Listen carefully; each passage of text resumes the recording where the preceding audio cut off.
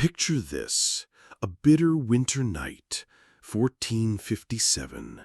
The wind howls through the narrow slits of Pembroke Castle, a sound more like the wail of demons than mere weather. Behind the thick stone walls, where flickering candlelight struggles against the darkness, a scream rips through the corridors. Not the scream of a woman, no. The cry belongs to a child, a girl of just 13. Lady Margaret Beaufort lies drenched in sweat, her young face twisted in agony. Her hands, scarcely large enough to grasp a quill, claw at sheets already soaked with blood. Her small body, still unfinished by nature, convulses with waves of pain that threaten to tear her apart. Around her, midwives kneel and whisper Latin prayers, their trembling hands preparing knives, herbs, linen, tools of life and death. Their glances betray the same unspoken truth. This child is not meant to survive childbirth. Outside, snow smothers the rooftops and battlements, turning the castle into a silent tomb of white. Inside, the chamber reeks of iron and herbs, blood and smoke, a suffocating mixture of medicine and desperation. The agony drags on for hours. Her frame is too slight, her hips too narrow, and the baby pressing within her too large. "She will not live through this," one midwife whispers, her voice shaking as the sheets darken with fresh blood. And yet, through the torment, through the endless night, a cry finally pierces the air. Not Margaret's this time, but the thin, furious cry of an infant. Against all odds, the child lives. His name is Henry Tudor. One day, the world will know him as Henry VII, the king who ended the Wars of the Roses and founded the Tudor dynasty that would reshape England and beyond. No one in that room, surrounded by blood and shadows, could have imagined it, that the scream of a dying girl would herald the birth of a dynasty, that from the torment of a child mother, history itself would be remade. The girl who cried out in agony on that winter night did not come from obscurity. Lady Margaret Beaufort carried within her veins the blood of kings, a lineage that was both a blessing and a curse. Her life was never her own, not from the moment she was born in May 1443 in the heart of Bedfordshire. Margaret was the only child of John Beaufort, Duke of Somerset, and Margaret Beauchamp of Bletsoe. From birth, her future was inseparably bound to politics. Her bloodline traced directly back to John of Gaunt, son of King Edward III, making her a descendant of the Plantagenets themselves. That connection would elevate her and nearly destroy her. Her father, John Beaufort, was a man burdened with impossible expectations. Tasked with commanding English forces during the waning years of the 100 Years' War, he witnessed disaster after disaster as English territories in France crumbled. Defeat clung to him like a shadow. When he returned to England in 1444, broken and disgraced, courtiers whispered that he had aged a lifetime in just a few years.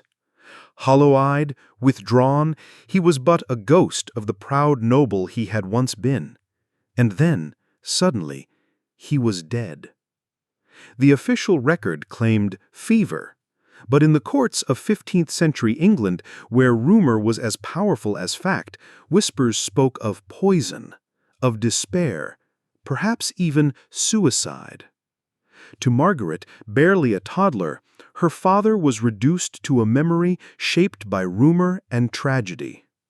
His death not only left her fatherless, but placed her inheritance and her very life at the mercy of political vultures circling overhead. Her mother, the widowed Duchess Margaret Beauchamp, understood survival better than most women of her age. She knew that in a realm where alliances shifted like quicksand, a child was not a daughter, but a bargaining chip, a weapon to be wielded in the game of dynastic politics. Little Margaret, barely able to read her prayers, was bound into a betrothal at the age of 6. Her groom-to-be was John de la Pole, heir to one of the most powerful families in England. The match seemed secure until it wasn't. In 1450, William de la Pole, Duke of Suffolk, fell from grace. Accused of treason for losing French territories and engineering the unpopular marriage of King Henry VI to Margaret of Anjou, Suffolk was executed in an act of brutal vengeance. His throat was cut aboard a ship crossing the Channel. It took several strokes of a rusty sword to sever his head. With his disgrace, the marriage contract became worthless parchment, and little Margaret's future dissolved into uncertainty once more. This was her first lesson in the savage world she inhabited. Security was an illusion, and survival demanded adaptability. By 1453, Margaret was barely 10 years old, a child playing in the gardens of Bletsoe Castle, but already powerful men were calculating her value. Her blood made her a pawn of immense worth, for through her veins flowed a claim, distant but real, to the throne of England. And in a realm on the brink of civil war, such a claim was as dangerous as it was valuable. Her destiny was sealed the following year. King Henry VI himself, a weak and increasingly unstable monarch, arranged her marriage to Edmund Tudor, Earl of Richmond. Edmund was the half-brother of the king, born of Queen Catherine of Valois' scandalous second marriage to a Welsh courtier, Owen Tudor.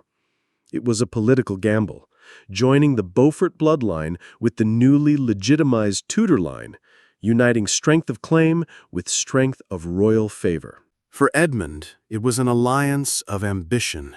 For Margaret, it was the theft of her childhood. At only 12 years old, she was wed to a man in his mid-20s. The ceremony took place at Bletsoe Castle, in the same great hall where her ancestors' deeds hung, immortalized in tapestry. She wore a gown of crimson velvet, heavy and stiff, the fabric swallowing her thin frame. The vows she recited were in words she barely understood. Marriage, in that world, was not a union of hearts. It was a battlefield. And the moment Margaret was wed, her body became a vessel for dynastic ambition. The wedding night came swiftly, and with it, trauma that would mark her for life. Chroniclers remain silent on the details, but the consequences were written on her body. At 12, her pelvis had not yet matured. The consummation of her marriage left injuries that never fully healed. It also left her pregnant.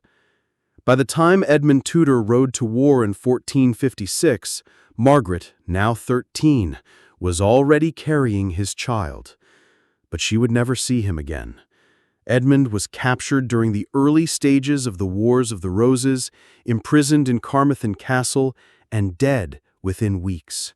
Whether from plague, neglect, or assassination, the truth was never clear. What was certain was this: Margaret Beaufort, barely a teenager, was widowed, pregnant, and utterly alone in a kingdom on the edge of chaos. Her world had collapsed. She was a child with the weight of dynasties pressing down on her fragile frame. Yet even then, whispers began. This girl, this widow, this fragile pawn would one day prove stronger than any expected. The blood of kings did not flow quietly, and Margaret Beaufort's blood would demand its price. Marriage in 15th century England was never about love. It was about land, blood, and power. For Margaret Beaufort, that truth arrived far too early. At the age of 12, still slight and frail, she was escorted to the great hall of Bletsoe Castle to marry Edmund Tudor, Earl of Richmond. He was 24, a battle-hardened nobleman seasoned by politics and war. She was a girl, barely finished with dolls and childhood games, now cloaked in heavy brocade and crimson silk. The marriage was orchestrated by King Henry VI himself. For him, the union promised to fuse the Beaufort bloodline, descendants of Edward III, with the rising Tudor line, born from Queen Catherine of Valois' controversial marriage to Owen Tudor. For Edmund, it was a step into power. For Margaret, it was the end of her innocence. The wedding unfolded with pageantry suited for politics, not tenderness. The air inside the chapel was heavy with incense, banners of both families hanging above the altar. Margaret stood silent, her hand trembling in Edmund's as the priest intoned the vows. She spoke the words softly, scarcely understanding their weight. Around them, nobles whispered of alliances, inheritance, and the prize yet to come, a son with royal blood. That night, the girl became a wife, and by morning she was marked forever. The consummation of the marriage was not an act of love, but a brutal rite of politics. Chroniclers do not detail what happened in the dark of that chamber, but history remembers the scars. Her small body was not ready. Her pelvis was too narrow, her bones still growing, her frame not meant to endure the force of forced womanhood. Margaret would carry those wounds all her life, and they would shape not only her body, but her spirit. Within months, she was pregnant. At 13, her body betrayed its fragility in every step, her stomach swelling, her strength dwindling. Around her, older women whispered with concern, aware of the dangers. Childbirth was perilous even for women twice her age. For Margaret, it was a death sentence waiting to be written. And then, before she could even understand what it meant to be a wife or a mother, she became a widow. In the autumn of 1456, England was tearing itself apart. The rival houses of Lancaster and York circled each other like wolves, their feud soon to erupt into the Wars of the Roses. Edmund Tudor, a Lancasterian loyalist, rode west into Wales to fight. He was captured at Carmarthen Castle, imprisoned, and dead within weeks. The official story was plague, but whispers spread of poison, of murder in the shadows, of political convenience disguised as disease. When news reached Margaret, she was sheltered in Lampfey Palace, already heavy with child. A messenger arrived drenched in rain, mud caked on his boots, his face grim. Margaret was kneeling in the chapel, praying for her husband's safety, when she heard the footsteps approach. She turned before he spoke, and in his silence, she knew. Her world had shattered once again. She was 13 years old, widowed, pregnant, alone. The enormity of her situation is difficult to grasp even now. She was a child abandoned in a world of wolves, a girl carrying the future of dynasties in her womb. She had no protector save one, Jasper Tudor, Edmund's younger brother. Jasper, only 25 himself, stepped forward to shield his sister-in-law. He understood that her unborn child represented the survival of their bloodline, a fragile hope for the Lancasterian cause. He escorted her to the stone fortress of Pembroke Castle, a windswept citadel perched high above the Welsh coast. There, amidst icy winds and crashing waves, Margaret awaited her fate. The journey itself was agony. The roads were winter-worn, deep with mud and blocked by fallen trees. Margaret, swollen with child, was carried in a jolting litter. Each bump sent spasms of pain through her frail body. The journey stretched on for days, her young frame exhausted, her spirit shaken. By the time she reached Pembroke, she was pale, feverish, and barely able to stand. The castle was no sanctuary. Built for war, not comfort, Pembroke was cold and forbidding, its walls groaning against the winter storms. Fires roared in the great hearths, but the stone chambers remained draughty and damp. Margaret's rooms were lined with thick tapestries, yet the wind still whistled through every crack. Her breath turned to mist in the air. Physicians examined her with growing dread. One, Master Lewis of Caerleon, a scholar of Oxford and Paris, confided to Jasper that Margaret's body was ill-prepared. Her hips were too narrow, the child poorly positioned. A caesarean could be attempted, but in that era, such a procedure was a death sentence for the mother. "She may not live," he whispered, his eyes downcast. Jasper listened in silence, torn between despair and duty. If Margaret died, so too would his brother's legacy. As the days shortened and the snow thickened, Margaret's faith became her anchor. She spent hours kneeling in the chapel, lips moving silently in prayer until her knees bled on the cold stone floor. She clung to the image of Saint Margaret of Antioch, patron saint of childbirth, begging for deliverance. Her ladies whispered that she was too devout, too consumed by visions of martyrdom, but for Margaret, faith was survival. And so the stage was set. In the bleak heart of winter, a child widow prepared to give birth to another child, the heir to a dynasty not yet born. She was 13 years old. Exhausted, terrified, and already marked by tragedy. But she would not break, because history was waiting, and through her agony, England's destiny would be forged. The winter of 1456 bled into the new year like a wound that would not heal. Snow piled high against the stone walls of Pembroke Castle, the sea winds screaming across the battlements, rattling shutters and extinguishing torches. Within those cold, draughty chambers, 13-year-old Margaret Beaufort braced herself for the ordeal that would either kill her or forever mark her as the mother of a king. Her belly had grown impossibly large for her frail frame. The physician, Lewis of Caerleon, confided to Jasper Tudor that the child's size was alarming, its position precarious. Margaret's body was not finished growing. Her bones narrow, her hips ill-suited for childbirth. "If she survives," he whispered, "it will be by miracle alone." Yet miracles were in short supply that winter. Margaret's daily life was a ritual of endurance. She could barely walk across her chamber without gasping for breath. The tapestries meant to keep out the cold barely softened the icy draught. Fires burned night and day, consuming cartloads of wood, but still frost crept across the stone walls. At night, as the wind howled like banshees outside, Margaret lay awake, clutching her rosary, whispering prayers until her lips bled from the cold and from repetition. Her attendants, older women hardened by countless births, exchanged worried glances when they looked at her. They knew the signs. Too young, too fragile, too small. Many of them had seen girls die before their children ever drew breath.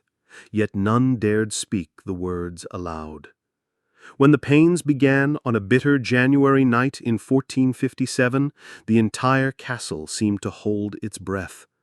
Margaret had been walking the battlements, trying to obey the physician's instructions to keep her body moving when the first contraction struck. It was not a gentle tightening, it was a brutal, tearing force that doubled her over, dragging a scream from her throat. Servants rushed to carry her back inside, their torches casting jagged shadows against the icy walls.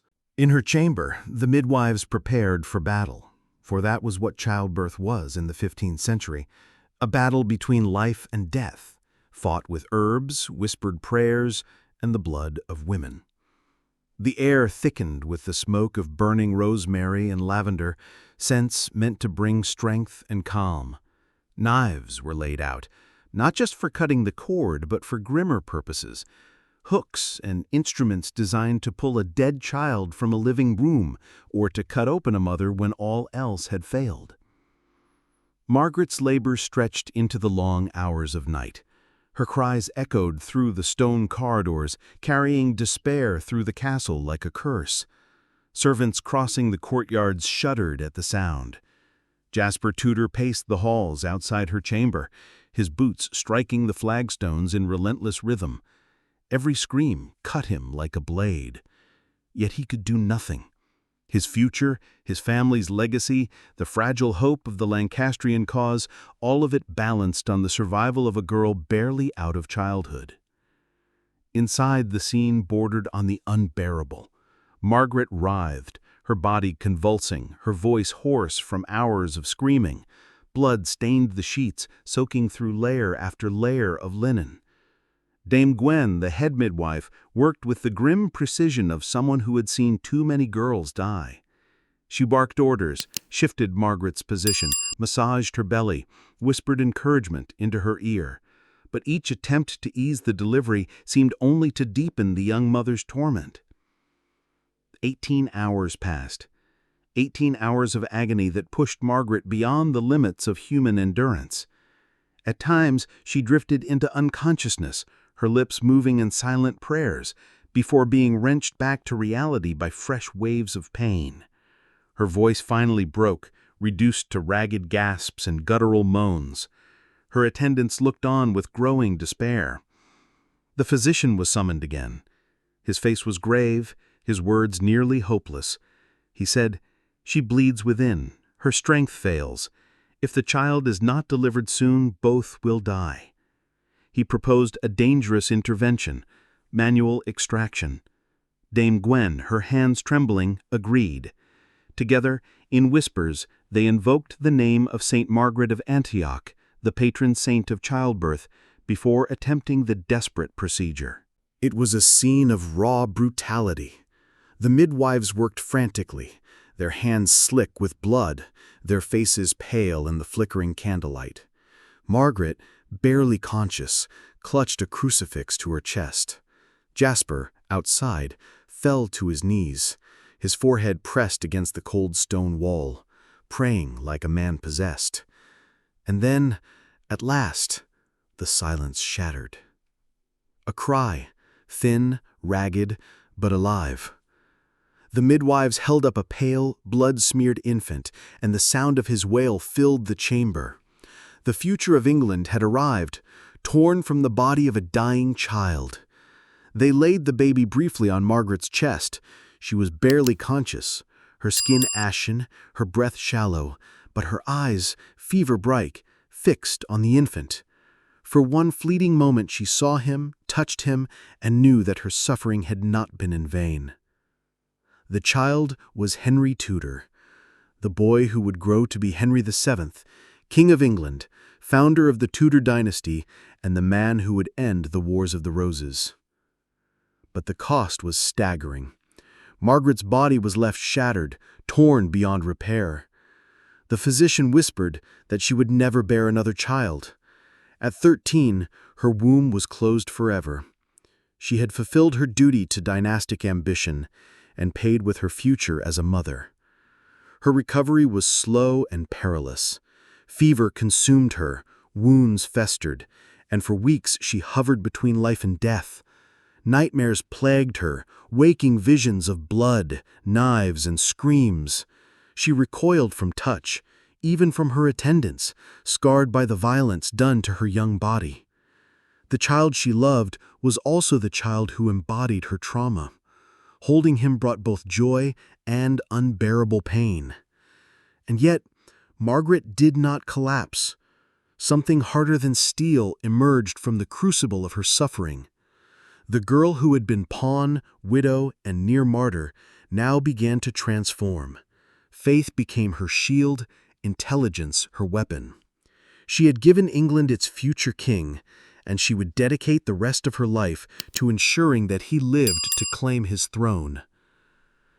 That January night at Pembroke was more than a birth. It was the forging of destiny, written in blood, pain, and the unbreakable will of a 13-year-old girl. The child had been born, but Margaret Beaufort was no longer the girl she had been. The birth of Henry Tudor left her body broken, her womb ruined, and her spirit marked by scars invisible to the eye. But if fate thought to crush her, it had miscalculated. Out of agony emerged something formidable, a will sharpened by suffering, a faith hardened by fire, and an ambition that would not die until her son wore a crown. For weeks after Henry's birth, Margaret hovered on the edge of death. Fever racked her body, her lips cracked with thirst, her skin pale as parchment. Physicians bled her, poulticed her, prayed over her. Attendants spooned broth between her clenched teeth, whispering encouragement. Jasper Tudor stood vigil, watching anxiously as each day might be her last. But against all odds, she survived. Survival, for Margaret, was never passive. It was defiance. Her physical recovery, however, did not erase the damage. The physician admitted in hushed tones, Margaret would never again bear a child. At 13, her destiny as a mother was already complete. Her body had been sacrificed to dynastic politics. And yet her spirit refused to surrender. If she could not mother more children, she would become something far more dangerous, a mother of destiny, guardian of one single life, the boy who would someday be England's salvation. Her faith deepened into obsession. She prayed not as a child, but as a penitent, kneeling for hours in Pembroke's cold chapel, her knees raw and bleeding. She read scripture with the intensity of a scholar, memorized prayers, and sought visions in the flicker of candles. To those around her, she seemed almost possessed by God. But this faith was no retreat into fantasy. It was her fortress. Through prayer, Margaret imposed order on chaos, turning her trauma into purpose. Jasper Tudor, recognizing her intelligence and determination, began to teach her the arts of politics. He instructed her in reading the subtle expressions of courtiers, the coded language of diplomacy, the dangerous game of alliances. Margaret absorbed everything, her sharp mind grasping complexities that many grown men missed. She understood instinctively that survival depended not on strength of arms, but on foresight, patience, and unshakable will. The Wars of the Roses were exploding across England. In 1455, the first clash at St. Albans had revealed the depth of the conflict. Yorkists against Lancastrians, White Rose against Red. The kingdom was fractured, and every noble house was forced to choose a side. Margaret, with Lancastrian blood in her veins and a Tudor child in her arms, was by definition a Lancastrian. But Lancaster was losing. Its king, Henry VI, was weak, unstable, and incapable of leadership. Its queen, Margaret of Anjou, was hated as a foreigner. The Yorkist cause grew stronger by the year. Margaret knew the danger. Her son, Henry Tudor, was a threat to the Yorkists simply by existing. His bloodline, though fragile, gave him a claim to the throne. That claim could inspire rebellion or execution. Margaret faced a terrible truth. The boy she had nearly died to bring into the world might himself be killed for the very blood that made him valuable. She resolved that this would not happen. In 1458, just a year after Henry's birth, Margaret was married again, this time to Sir Henry Stafford, the younger son of the Duke of Buckingham. The marriage was arranged quickly, without pomp, a practical move to secure her safety and estates. Stafford was pragmatic, loyal to the Yorkists, and politically useful. For Margaret, it was no romance, it was survival. But survival had its price. Living under a Yorkist household meant walking a tightrope. Her heart and her son's blood tied her to Lancaster. Yet her safety depended on Yorkist favor. Margaret mastered the art of dual loyalty, outwardly obedient while secretly nurturing Lancaster hopes. Her relationship with her son became the central tragedy of her life. Henry was entrusted to Jasper Tudor in Wales, far from her daily reach. She saw him rarely, sometimes only once a year, sometimes not for years at all. Their bond was maintained through letters, coded and disguised, passed by merchants and clerics, hidden in prayer books or beneath layers of wax. In those letters, she poured her maternal love into carefully chosen words, gifts, and blessings. But the separation gnawed at her. Every rumor of Yorkist vengeance, every battle report carried the possibility that her son might already be dead. Margaret's grief hardened into ambition. If she could not protect Henry as a mother, she would protect him as a strategist. Every alliance she made, every word she spoke, every risk she took became a step in a single plan to keep him alive long enough to seize his destiny. She became a master of estates management, overseeing lands, finances, and retainers with the precision of a commander. Her wealth, though not vast, was controlled with shrewdness. She built networks of informants, cultivated friendships across both camps, and developed a reputation as a woman of quiet but formidable intelligence. Courtiers underestimated her at their peril. Meanwhile, England descended deeper into chaos. Battles raged, kings rose and fell like waves. The Lancastrians were crushed at Towton in 1461, leaving Yorkist Edward IV triumphant. Margaret of Anjou fled into exile. Henry VI was imprisoned. For Margaret Beaufort, it was a disaster and an opportunity. With Lancaster seemingly destroyed, her son became the last fragile hope of its survival. It was during these years that Margaret perfected her most dangerous skill: patience. Unlike men who charged into battle and died in heaps of steel and blood, she understood that endurance was its own weapon. She learned to wait, to weave her influence quietly, to survive every purge and purge again. In a realm where impetuous nobles died young, Margaret lived on. The girl who had nearly died in childbirth was gone.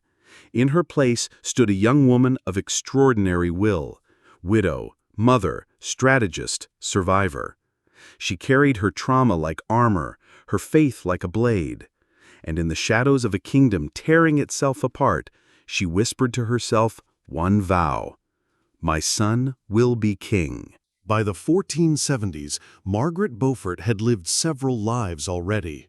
Child bride, widowed mother, survivor of a near-fatal childbirth, and wife to Henry Stafford. Yet the role that consumed her above all was strategist, the one who carried in her heart the fragile ember of a cause that seemed extinguished: her son Henry Tudor's claim to the throne. England was chaos incarnate. After Edward IV's rise, the Yorkist banner seemed unassailable, but loyalty in those years was as fickle as the wind. In 1470, Warwick, the kingmaker, switched allegiances, briefly restoring the Lancastrian Henry VI before Edward reclaimed the crown the following spring. At the Battle of Tewkesbury, Lancastrian hopes were slaughtered. Prince Edward, Henry VI's son, was killed, and Henry VI himself was soon dead in the Tower. It was a catastrophe for Lancaster. And yet, in the ashes, one figure remained: Henry Tudor, Margaret's only son. At 14, he suddenly became the last serious Lancastrian heir. That made him not only a symbol of hope, but also a marked man. Jasper Tudor, ever the loyal uncle, acted swiftly. In September 1471, with Yorkist forces closing in, he spirited Henry away from Wales. On a storm-lashed night at Tenby, the boy boarded a ship bound for Brittany. He would spend the next 14 years in exile. Margaret was not with him when he left. She received the news days later. her heart shattered by the thought that the child she had scarcely known, already raised apart from her, was now across the sea. Their separation was no longer measured in miles across Wales, but in oceans and politics. She could not hold him, but she refused to lose him. From that moment, Margaret's life became a tapestry of plots and survival. Her second husband, Henry Stafford, died in 1471, leaving her widowed once again. She married for a third time in 1472, this time to Thomas Stanley, one of the shrewdest and most adaptable nobles in England. Stanley was infamous for changing sides at precisely the right moment, a man whose survival instincts matched her own. Their marriage was one of calculation, not romance. He brought her protection and influence. She brought him Beaufort blood and connections. Together, they were a dangerous pair. Stanley's household gave Margaret cover. While he played politics with outward neutrality, she wove a network of spies, informants, and allies. Merchants carried her letters disguised in trade documents. Priests smuggled coded messages in psalters. Women exchanged whispers in the safety of chambers. She bribed, persuaded, and manipulated, ensuring that she knew more about the movements of armies than some commanders. The focus of all her schemes was singular: Henry's return. Exile, however, was perilous. In Brittany, Henry lived as both guest and hostage, a pawn to be bartered between France and England. And Margaret never knew from one month to the next whether her son might be handed over to the Yorkists in exchange for peace. Each rumor of betrayal reached her like a dagger. To counter this, she built one of the most sophisticated intelligence networks of the age. Chroniclers later remarked on her uncanny knowledge of events across the Channel, knowledge that came not from luck, but from relentless effort. When Edward IV died suddenly in 1483, leaving his young son Edward V as heir, the kingdom reeled. But Richard, Duke of Gloucester, seized the throne instead, becoming Richard III. The disappearance of the boy king and his brother, the princes in the Tower, cast Richard's reign in a cloud of suspicion and horror. To many, the usurper looked like a tyrant drenched in child blood. For Margaret, Richard's coup was opportunity. At last, her son's distant claim could be framed as the righteous alternative to a child killer.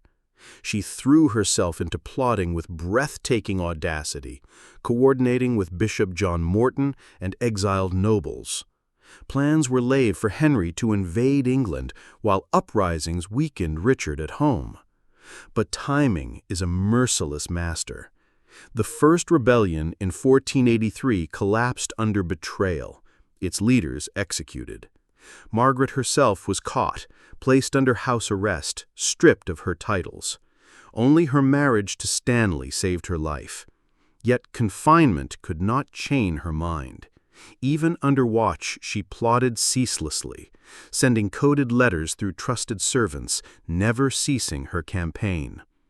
Years passed, each one tightening the coil of destiny.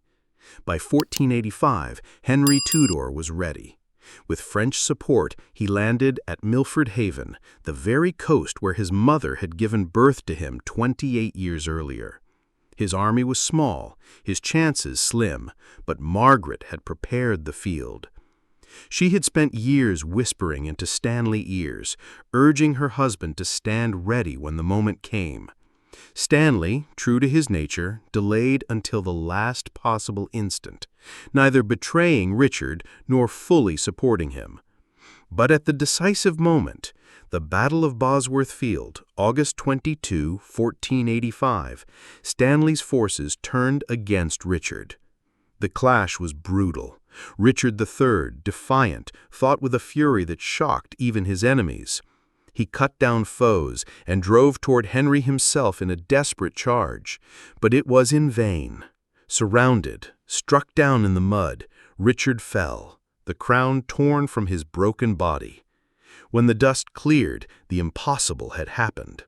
Against all odds, Henry Tudor was king. Margaret Beaufort, who had been widowed at 13, who had endured blood and terror in a Pembroke bedchamber, who had watched her son vanish into exile and lived years in fear for his life, had triumphed. Not with a sword in her hand, but with patience, cunning, and unyielding faith. Her vow was fulfilled. My son will be king. When the crown of England was lifted from Richard III's broken body and placed upon the head of Henry Tudor, it was more than the triumph of a young man. It was the vindication of a woman's lifetime of suffering, sacrifice, and relentless ambition. Margaret Beaufort had done the impossible. From the blood-stained sheets of Pembroke Castle to the muddy fields of Bosworth, she had carried the dream of a dynasty and made it real. As Henry VII, her son, ended the Wars of the Roses, married Elizabeth of York to unite the rival houses, and laid the foundations of the Tudor age. But behind his throne, there was always Margaret. She was not content to fade into the background as a dowager. Instead, she became one of the most powerful figures of his reign, advisor, patron, and guardian of the dynasty she had birthed. Her faith never wavered. She endowed colleges, funded chapels, and poured her fortune into the church, leaving behind a spiritual as well as political legacy. Her piety was legendary, yet it was no mere display of devotion. It was the armor that had sustained her through every loss, every betrayal, every night of fear. But perhaps her greatest legacy was not in stone or scholarship, but in survival itself. She embodied a truth that echoed through history. Power is not always won with swords. Sometimes it is forged in endurance, in patience, in the unyielding will of a woman who refused to let go of her son's destiny. Margaret died in June 1509, just days after her grandson, Henry VIII, ascended the throne. She had lived long enough to see not only her son crowned, but her bloodline secure, her dynasty flourishing. In Westminster Abbey, her tomb still rests in black marble, marked by Latin inscriptions of honor. Yet stone cannot capture the essence of her story. To understand Margaret Beaufort, one must return to that night in Pembroke Castle, the night when a child screamed in agony, when blood and pain nearly silenced her forever. From that torment was born a king. From that king, a dynasty. And from Margaret herself, a legacy carved in iron will and maternal love transfigured into political power. History remembers her not just as the king's mother, but as the architect of England's future. The girl who should have died at 13 became the woman who gave birth to the Tudor age.